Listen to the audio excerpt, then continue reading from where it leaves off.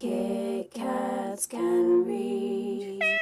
Hey guys, it's Katie and welcome to another video. And in today's video I'm going to be sharing with you my top 10 books of 2017. Because I only read 52 books, I thought that 10 was a feasible number rather than picking out 17.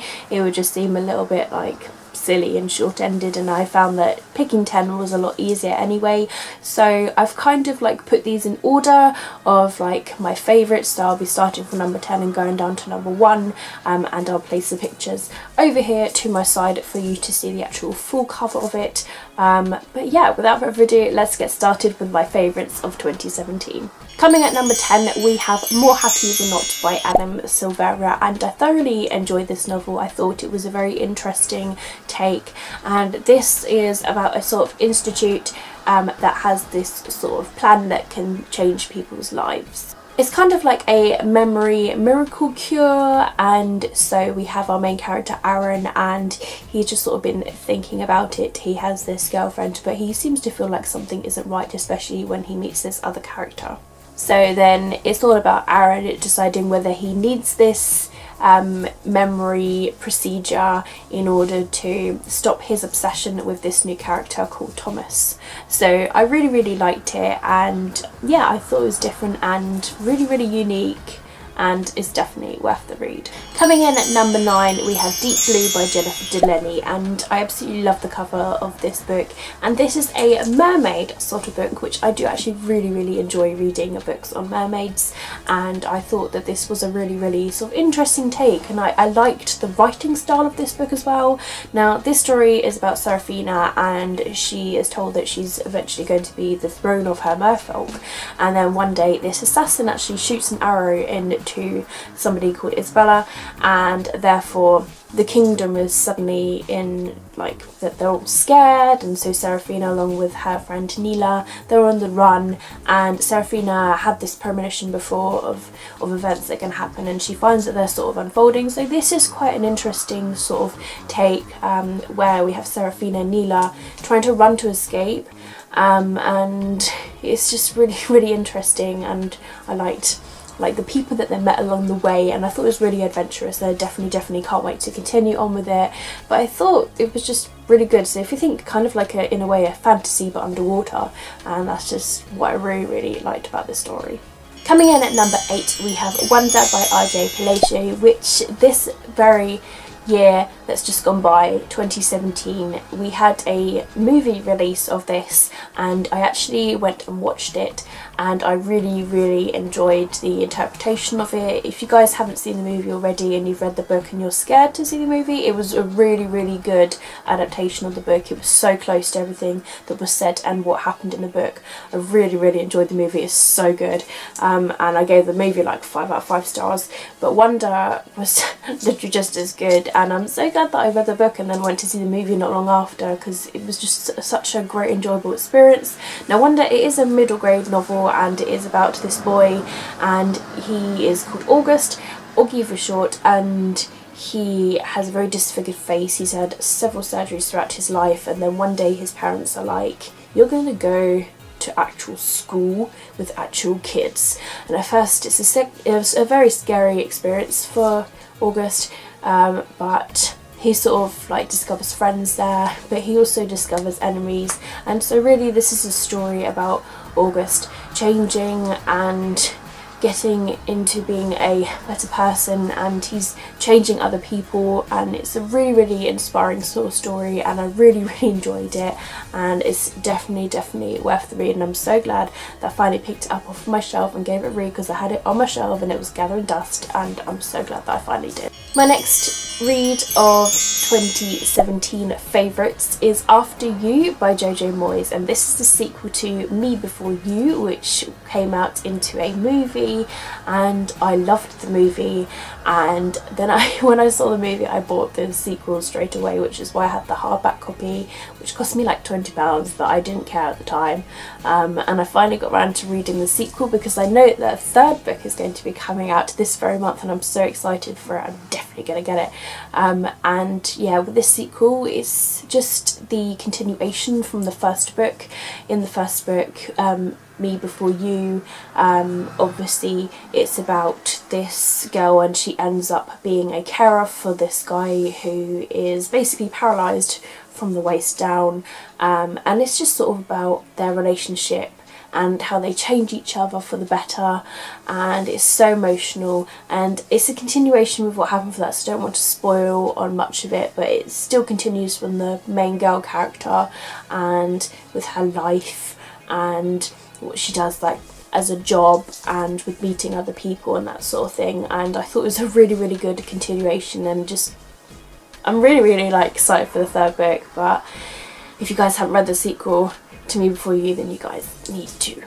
My number 6 favourite of 2017 is Without Merit by Colleen Hoover. Now this is a very different novel from Colleen, and it's quite a darker sort of approach. It does touch on anxiety and depression a lot, and what this story is about is we have a girl called Merit, and her family sort of live on this like old church area place, and they're anything but normal, and Merit is an interesting character in herself. She collects trophies from like other people. She goes to charity shops and she will like save up and buy trophies, and so one day when trying to purchase this trophy, this little boy ends up smashing an ornament, and so Merit takes the plunge and is like, don't worry, it was me, and so she pays for this trophy item that got smashed, and then she elects to go for something a bit smaller because she'd saved up for this big trophy, and because she had to pay for the smashed item, she had to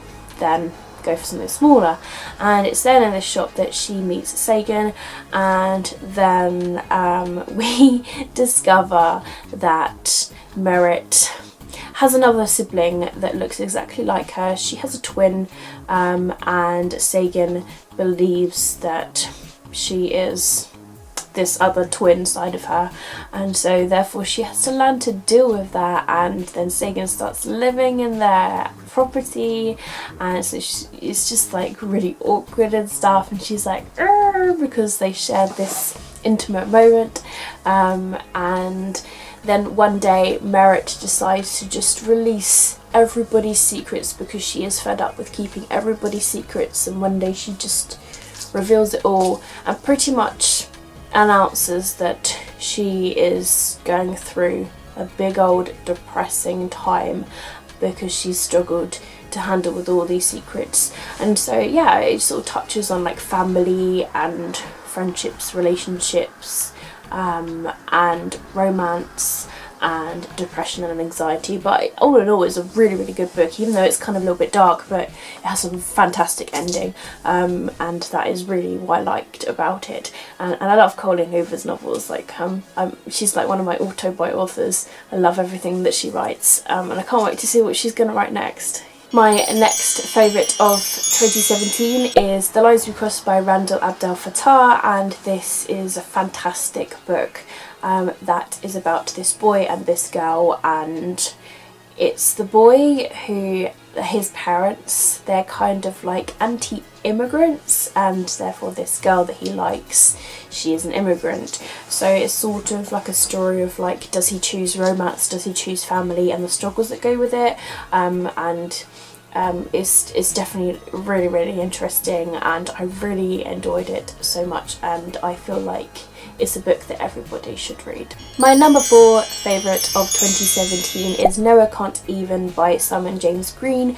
This, I believe, is his debut novel, and I'm so excited because there is going to be a sequel to this, but it's so funny, and the banana on the cover honestly has a reference to the story, so if you guys want to know more then you definitely need to pick it up, but it's so funny, it's hilarious.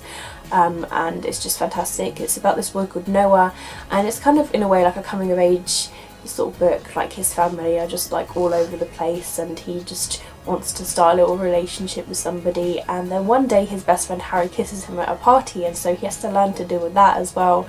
But it's just so funny. Think of Georgia Nicholson, but like the boy version is just, it's so funny. I was laughing within like the first page of it. That's how good this book was. So yeah, I'm very excited for the sequel, and this book was just, it was awesome and a great, great book to read in 2017. My number 3 favourite of 2017 is A Court of Mist and Fury by Sarah J Maas. This is the continuation from A Court of Thorns and Roses, and it's a lot chunkier, and I'm so glad that I finally read it. It took me ages to get through it because I had to be in the right mood for it. It takes me a while to get in the mood for fantasy sometimes, but when I finally was in it, I was loving it. Like when I got past like halfway, I was like, oh yeah, this is awesome. So obviously because it is a continuation of a series, I don't want to go into too much detail, but I did do a non-spoiler book review on this, so you can check more on my thoughts on that. But what A Court of Mist and Fury is about, it's kind of like a Beauty and the Beast retelling, but with fairies.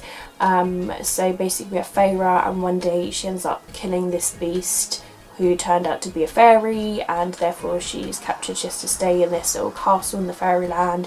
And we have like Tamlin, who is the beast, and so she has to like learn to deal with that, but she finds out like so many things about their world, and so Court of Mist and Fury is a continuation on from that, and yeah, so many different things happen in it, so many twists and turns, and my god, the ending of that book, like I was like, oh my god, yes.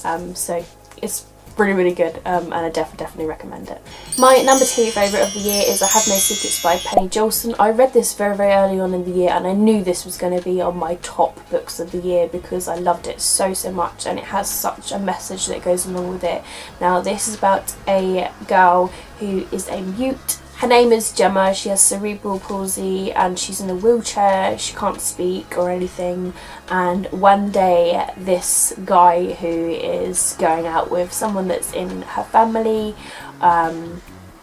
he reveals a secret to a sort of murder because he knows that she can't express any way of telling anybody about it, and it's all about her trying to sort of have a voice to story and to get around it. She just finds so many things out about everybody because they just talk to her, even though she can't verbally or physically talk back.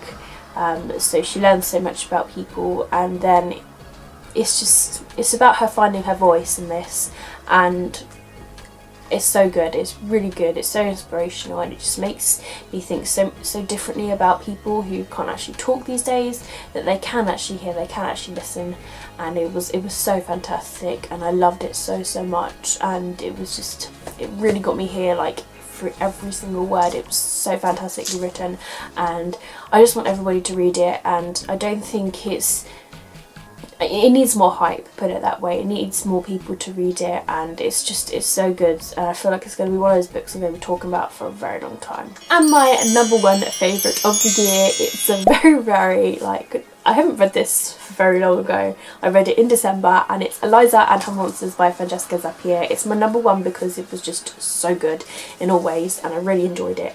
So the story we have is about Eliza, and she is known as Lady Constellation on the internet.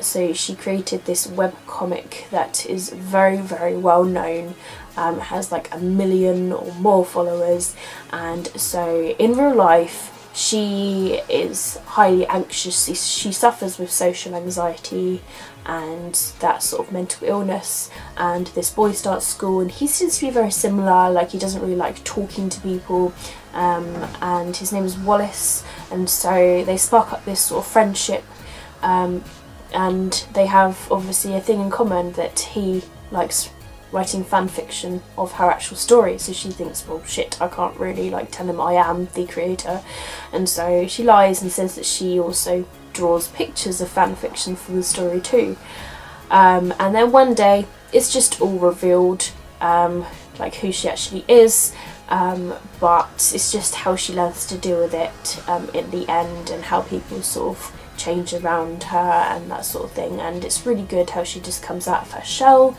and like she makes friends in real life, that sort of thing, and it's really good, and that is why it's honestly my number 1 of the year. So there you have it guys, those are my top 10 books of 2017. I hope you guys have enjoyed them. Do let me know if you've read any of these book choices down below in the comments, or if you'd be interested in reading any of them. Also let me know what your favourite books of the year were, whether in a written form or if you did a video, then you can link it down below in the comments as well, and I will be sure to check it out.